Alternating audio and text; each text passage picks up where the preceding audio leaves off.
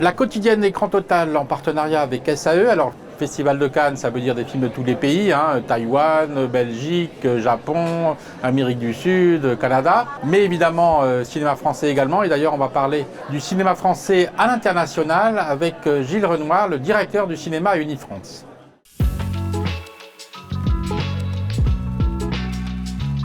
Le cinéma français à l'étranger se porte plutôt pas mal actuellement. C'est presque un peu surprenant parce qu'on voit qu'il y a un marché international qui est un peu faible en ce moment. On sait qu'il y a les problèmes avec les blockbusters hollywoodiens qui ne sont pas arrivés parce qu'à cause de la grève à Hollywood. Et donc ça affaiblit un petit peu le marché international. Et dans ce contexte, depuis le début de l'année, les films français s'en sortent pas mal, même très bien. Alors grâce à Anatomie d'une chute notamment, parce que le film est à plus de 5 millions d'entrées dans le monde, ce qui est exceptionnel quand même pour un film, que ce soit un film d'auteur ou un film plus qu'on peut considérer plus commercial. Mais il y a aussi Astérix qui avait très bien marché l'année dernière. Et en début d'année, il y a eu la fin de carrière de Dodin Bouffant. Il y a aussi un film familial qui marche très bien, qui est Le Dernier Jaguar, notamment qui a fait 1 million d'entrées en Allemagne.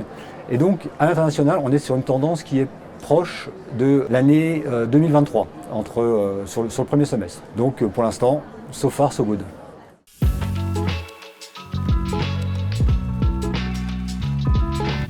Depuis quelques années, et les années Covid ont peut-être renforcé ça, c'est très compliqué pour le cinéma indépendant aux États-Unis dans son ensemble. C'est le cinéma indépendant dont le cinéma français fait partie. Donc c'est très compliqué. S'il y a vraiment un pays où les plateformes sont devenues un relais, voire un remplacement pour les sorties salles, c'est bien les États-Unis, avec aussi l'Angleterre par ailleurs. On sait très bien que le cinéma commercial français ne sort pas aux États-Unis, donc on est sur un marché où ce sont les films d'auteur qui sortent principalement.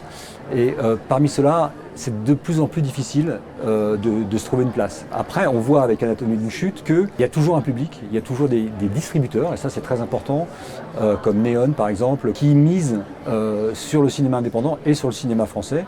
Et on voit que quelques films, dont donc Anatomie d'une chute évidemment, mais aussi Dodin Bouffant qui a très bien fonctionné. Donc encore plus qu'ailleurs, il y a une disparité, une polarisation en fait des carrières. On peut avoir des très bons résultats à 2, 3 millions de dollars, 4, 5 millions de dollars comme Anatomie d'une chute, et des films, beaucoup, il faut le dire, qui font entre 20 et 200 000 dollars de box-office. Donc on a vraiment une très grosse disparité.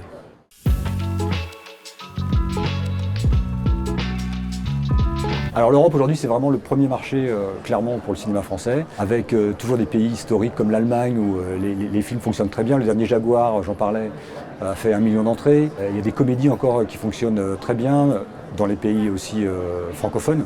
On les oublie, mais ça paraît des pays un peu naturels pour le cinéma français, mais c'est important que les films marchent et c'est le cas actuellement pour les comédies. Il y a une très bonne surprise depuis quelques années en Europe, c'est la Pologne, qui est devenu un marché très important pour le cinéma français. L'année dernière, c'était le deuxième marché donc, en termes d'entrée. Donc Unifrance va d'ailleurs appuyer un festival de films français en juin pour accompagner cet élan en Pologne.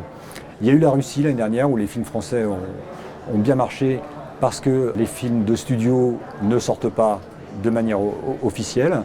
Et il y a eu des très bons résultats, notamment de Miraculous.